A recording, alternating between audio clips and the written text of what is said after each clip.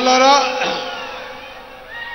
ఒక్కసారి మనం ఆలోచన చేయాలి. ఈరోజు ఇంకా అక్కడక్కడ మనం మాట్లాడుతున్నాం.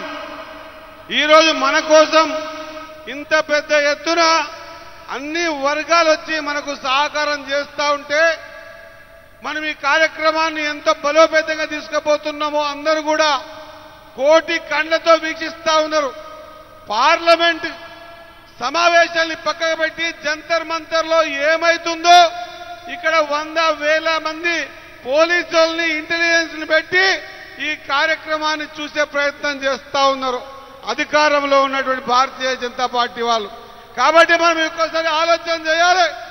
ఈరోజు మన కోసం ముద్దు బిడ్డ మనందరి ఆలోచనలు తెలిసిన వ్యక్తి పాదయాత్ర చేస్తూ కన్యాకుమారి నుంచి కాశ్మీర్ వరకు నడుస్తూ ఈ దేశంలో వెనుకబడ్డ జాతులు పార్లమెంటు అసెంబ్లీ కడప దొక్కని జాతులు ఎన్నో ఉన్నాయి. ఆ జాతులంతా లెక్కించి వారెంతున్నారో అంత వాళ్ళకు ఇయ్యాలని ఆలోచన చేసిన మన ప్రియతమ నాయకుడు రాహుల్ గాంధీ గారి ఆలోచన. అదే ప్రియతమ నాయకుడు అధికారంలో ఉన్నటువంటి తెలంగాణలో మన ప్రియతమ ముఖ్యమంత్రి గారు స్పష్టంగా తాను గాని రాహుల్ గాంధీ గారి ఓబీసీ బీసీ కాకుండా కూడా వెనుకబడ్డ జాతుల కోసం ఖచ్చితంగా మా నాయకుడు చెప్పాడు కాబట్టి దాని ఆచరణ రూపం తీసుకొస్తా అన్నటువంటి మన ప్రియతమ ముఖ్యమంత్రి ఈరోజు రేవంత్ రెడ్డి గారు తీసుకున్న నిర్ణయం ఈరోజు మనం సదా కృతజ్ఞతతో ఉండాల్సిన అవసరం ఉంది. మరి వారు తీసుకుంటున్నారు. అలా సౌండ్ వస్తుందా? వస్తుంది. వినిపిస్తుంది. మరి ఇంత స్పష్టంగా వారు ముందుకొచ్చి మొత్తం యావత్ తెలంగాణలో ఉన్నటువంటి అన్ని రాజకీయ పక్షాలని మనం అడిగినాం. మన ఎంబడి మొత్తం యావత్ తెలంగాణలో ఉన్నటువంటి అన్ని వర్గాల నాయకులంతా కూడా వేదిక మీదికి వచ్చి మనకు సహకారం తెలియబోతా ఉన్నాయి. మనం ఆలోచన చేయాలి. ఈరోజు కులగణన జరిగింది బీసీలకు ఒక్కటే కాదు, ఎస్సీ ఎస్టీ బీసీ మైనార్టీ వర్గాలు అగ్రవర్ణాలు ఎన్ని ఉన్నాయో సంఖ్యాపరంగా స్టాటిస్టికల్ గా ఉద్దేశపూరితంగా జరిగినటువంటి ఈ కులగణన ద్వారా రిజర్వేషన్ ప్రక్రియ ఇచ్చారు. ఎంత? 42%. 42% రిజర్వేషన్ ప్రక్రియలో రేపు ఫీల్డ్ లో పోయినప్పుడు ఎవరు గెలిచినా కూడా బీసీ బిడ్డలే కాబట్టి ఈ కోణంలో ఆలోచన చేయాల్సిన అవసరం ఉందని చెప్పేసి భారతీయ జనతా పార్టీకి సంబంధించిన ముఖ్య నాయకులను కోరుతా ఉన్నా. మోకాలు అడ్డపడకండి. రాష్ట్ర అధ్యక్షులు అదే మాదిరిగా కిషన్ రెడ్డి గారు కూడా ఈ కార్యక్రమాన్ని పక్కదోవ పట్టే ప్రయత్నం చేస్తా ఉన్నారు. మనం ఆలోచన చేయాలి. బీసీ బిడ్డల ఆలోచన చేయాలి. ఈ రోజు మన నోటికాడి ముద్దలు గుంజేసే ప్రయత్నం చేస్తా ఉన్నారు. ఈ రోజు ఇక్కడికి వచ్చి ప్రతి ఒక్కరం కూడా ముఖ్య నాయకులు వక్తలు మన పట్ల ఉన్నటువంటి ఆలోచన విధానాన్ని వాళ్ళు బయటపెడతా ఉన్నారు. ఈ రోజు ఇక్కడికి వచ్చిన బీసీ బిడ్డలందరూ కూడా ఒకరొకరు 1,00,000తో సమానం. మనం 1,00,000 మందిని మోటివేట్ చేయగలుగుతాం. ఈ ఆలోచన విధానాన్ని, ఈ ప్లాట్ఫామ్ ని, ఈ జంతర్ మంతర్ లో చేస్తున్న కార్యక్రమాన్ని యావత్ తెలంగాణ రాష్ట్రమంతా కూడా ప్రతి ఒక్కరం తెలియాల్సిన అవసరం ఉన్నది. ఈ రోజు మనమే భాగస్వామ్యం కావాలి. మనం హక్కుల కోసం పోరాడాలి. ఖచ్చితంగా మన పోరాటంలో మనకు భావి తరాలకు మన పిల్లలకు మనం ఏమైనా ఇవ్వగలుగుతామంటే ఆస్తి ఇచ్చినా ఉండదు, అంతస్తులు ఇచ్చినా ఉండదు. రిజర్వేషన్ ప్రక్రియలలో 42% సాధించుకుంటే తప్ప మన పిల్లలకి మనం చేసిన వాళ్ళం కాదు అన్నమాట మనం గుర్తుపెట్టుకోవాల్సిన అవసరం ఉన్నది. ఇంత పెద్ద ప్లాట్ఫామ్, దీని ద్వారా వచ్చే మెసేజ్ తెలంగాణ రాష్ట్రం అంతా మనం వినిపించాల్సిన అవసరం ఉంది. ఈ రోజు మనకు మోకాలు అడుగుతున్న కిషన్ రెడ్డి గారిని కోరుతా ఉన్నా.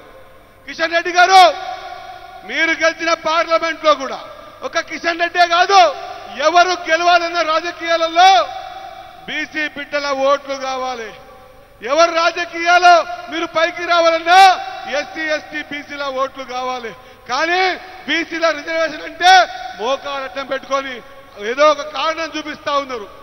మైనార్టీ కార్డు కారణం చూపిస్తా ఉన్నారు.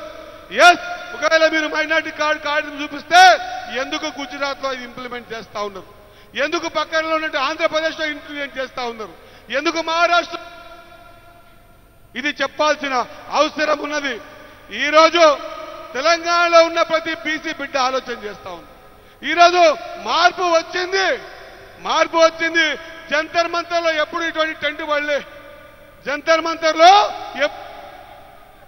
మొదటిసారి బీసీల కోసం ఇంత పెద్ద ఎత్తున టెంట్ పడిందంటే మనం అర్థం చేసుకోవాలి. 42% తీసుకోబోతున్నామన్న మాట మరొకసారి గుర్తు చేస్తా ఉన్నా. ఈరోజు ఏ కారణం చేతనైనా 42% ఎవరైనా అడ్డుపడితే ప్రజాక్షేత్రంలో ఖచ్చితంగా గడ్డు కాలమే ఉంటుందని తెలియజేస్తా ఉన్నా. బీసీ బిడ్డలం మనం ఆలోచన చేయాలి. మన రాబోయే తరాలకు మనం ఇచ్చేటువంటి ఏదైనా సంక్షేమ పథకం ఉంది లేదా ఏదైనా రిజర్వేషన్ ఉంది అంటే విద్యా ఉద్యోగాలే కాకుండా రాజకీయాలలో కూడా తర్వాత చట్టసభల్లో కూడా ఈ కార్యక్రమాన్ని తీసుకుపోయేటువంటి ఒక మంచి ప్రక్రియ ఇప్పుడు కాకుంటే ఇంకెప్పుడు కాదు. ఒకసారి ఆలోచన చేయాలి. మన కోసం అందరూ పోరాటం చేస్తా ఉన్నారు. మరి మన భాగ్యస్వామి ఏ విధంగా ఉండాలి?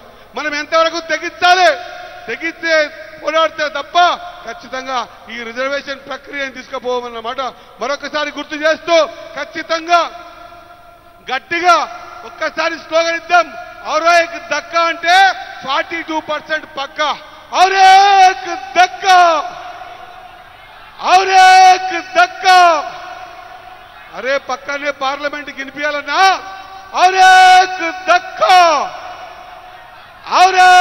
దక్కా. మనమందరం కూడా 42% మనకు హక్కు ఉంది. అంబేద్కర్ గారి రాజ్యాంగంలో మనకిచ్చిన హక్కు. ఆ హక్కుని కాపాడడానికి ఒక బీసీ బిడ్డలు కాకున్నా కూడా వాళ్ళు ముందుకు వచ్చినప్పుడు మనం ఏ స్థాయిలో పోరాటం చేయాలని ఒక్కసారి ఆలోచన చేయాల్సిన అవసరం ఉంది.